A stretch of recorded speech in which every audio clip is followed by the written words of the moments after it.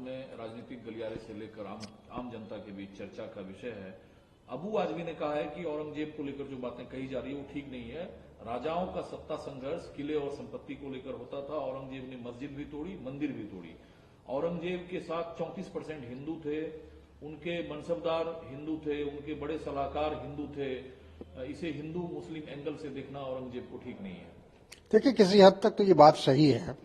हम लोग लकीर के फकीर हो गए हैं। ये बात स्पष्ट है कि जो भी उस जमाने में जंग होती थी, दो मुस्लिम राजाओं के बीच में जंग होती थी, दो हिंदू राजाओं के बीच में जंग होती थी, तो वो तो सत्ता के लिए था, वो तो शासन करने के लिए था, हुकूमत के लिए था, वो किसी धर्म विशेष के खिलाफ नहीं था।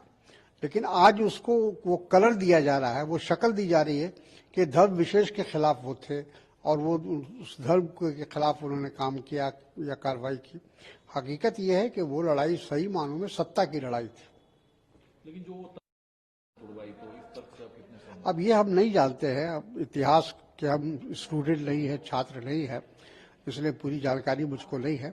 लेकिन इतनी बात तो सही है कि जो भी उस जमाने में झगड़े होते थे, जो लड़ाई होते थे दो बादशाहों के बीच में, वो सत्ता के लिए होते थे, हुकूमत के लिए होते थे, किसी धर्म की रक्षा के लिए नहीं होते थे। आपने कहा बाबर की पैदाइश भारत की नहीं है, उसके बाद के सभी मुगल सल्तनत पर बैठे शख्स भारत में ही जन्म लिए। बिल्कुल, ये तो इतिहास है, तारीख है कि जब बाबर आए थे जरूर बाहर से और उन्होंने आकर हमला किया, या हमलावर उनको आप कह सकते हैं, लेकिन उसके बाद तो जितने भी राजा हुए वो इसी देश में पैदा हुए, इसी देश में बढ़ गए। आज भी उनकी कब्र इसी देश में है। तो उन्होंने तो भारत को एक तरह से अपना लिया था। भारत में वो अपने आप को उन्होंने ये मान लिया था कि हम भारत के हैं।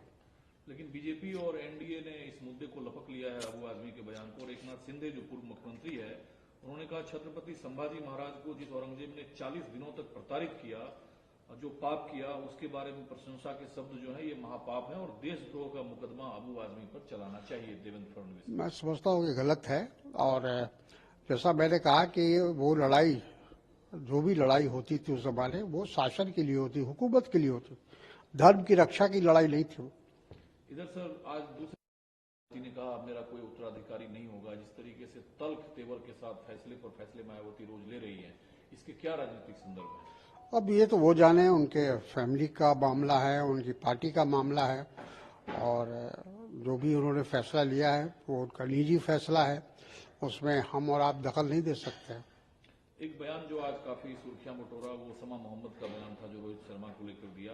हालांकि टीएमसी सांसद ने समा मोहम्मद का साथ दिया है, ये कहते हुए कि वाकई वो क्रिकेट की दुनिया में जितनी फिटनेस होनी चाहिए उतने फिट नहीं है। हालांकि कांग्रेस ने समा मोहम्मद के बयान को पार्टी का बयान नहीं बताया।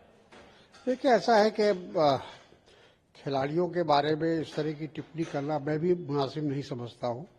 और वो एक अच्छे खिलाड़ी हैं और उनके नेतृत्व में भारत की टीम ने अच्छा किया है, अच्छा प्रदर्शन किया है, तो किसी पर इस तरह के आरोप लगाना मुनासिब नहीं है।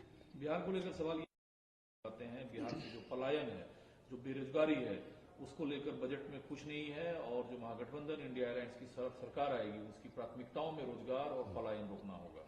बिल्कुल सही कहा उन्होंने, और सही, ये बात भी बिल्कुल सही है कि जो सबसे बड़ी समस्या है बिहार की वो है बेरोजगारी है, गरीबी है, भ्रष्टाचार है और पलायन है। तो इन सब चीज़ों का समस्या का समाधान कैसे हो, इसका तो रोड मैप इस बजट में आना चाहिए था, वो कहीं दिखाई नहीं पड़ रहा है। हालांकि ये सवाल सर, ये आज जिस तरह से वहाँ अफसरशाही बढ़ी हुई है, आज कोई भी काम कराने आप चले जाइए, ब्लॉक में, सीओ के ऑफिस में, पीडीओ के ऑफिस में, या कहीं भी किसी स्तर पर भी, तो पूरा ब्लॉक स्तर से लेकर सेक्रेटेरिएट तक बिना पैसा दिए कोई काम आपका नहीं होता है। और हमारे सुशासन बाबू नीतीश कुमार जी मुख्य दर्शक बने हुए हैं। हालांकि ये मुद्दे झारखंड चुनाव में भी थे, जो निशिकांत दुबे ने उठाया है कि शुक्रवार की छुट्टी स्कूल में हो रही है, स्कूलों में दीवारों पर उर्दू में लिखे जा रहे हैं, आदिवासी 45% से घटकर 28 हो गए हैं, बांग्लादेशी घुसपैठी 24% हो गए हैं। केंद्र को अब झारखंड में दखल देना चाहिए।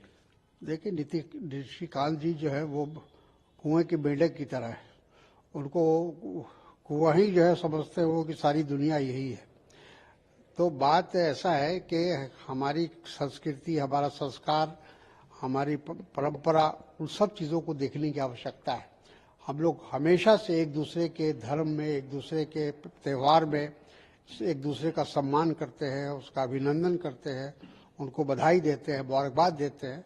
ये तो एक लंबे अरसे से ये चला रहा है। उसी तरह से हम उनके धर्म के जो उसूल है या जो उनका तरीका है, उसमें हम उनको सहायता करते हैं, उनकी मदद करते हैं। ये सर महिला और 2500 रुपए, ये पूरे देश में अब चर्चा है। इधर कांग्रेस दिल्ली में मांग उठा रही है कि मोदी जी ने कहा था 8 मार्च को दिया जाएगा, जल्दी दो। उधर के कविता तेलंगाना में कह रही है कि भाई रेड्डी साहब जो मुख्यमंत्री हैं वो महिलाओं को 2500 रुपए देना शुरू करिए, वरना 10,000 महिलाएं पोस्ट कार्ड राहुल गांधी को लिखने जा रही है। तो सही है, चूंकि अगर आपने वादा किया है, चुनाव में अगर वादा किया है तो लोगों का एक्सपेक्टेशन तो होगा। हालांकि भारतीय जनता पार्टी से ये उम्मीद करना बेकार है, क्योंकि 2014 में जो वादा मोदी जी ने किया वो आज तक पूरा नहीं हुआ। काला धन लाने की बात, उसको बांटने की बात, वो आज तक पूरा नहीं हुआ। 2 करोड़ नौजवानों को रोजगार देने की बात, कई ऐसे बयानात आए, महंगाई कम करेंगे, पेट्रोल और डीजल की कीमत कम करेंगे, कुछ भी नहीं हुआ। तो बीजेपी से ये उम्मीद करना कि जो वादा उन्होंने चुनाव में किया, ये जो गारंटी उन्होंने दी, उसको वो पूरा करेंगे आने वाले सालों में, मुझे नहीं लगता है। कांग्रेस करेगी? कांग्रेस करेगी। कांग्रेस को इस बात का पूरा ख्याल है, और जो जिन राज्यों में हमारी सरकारें बनी है, वहाँ हम लोग पूरी तरह से इस बात के लिए कोशिश कर रहे हैं कि जो भी हमने वादा किया है वहाँ की जनता से, उसको किसी भी कीमत पर पूरा किया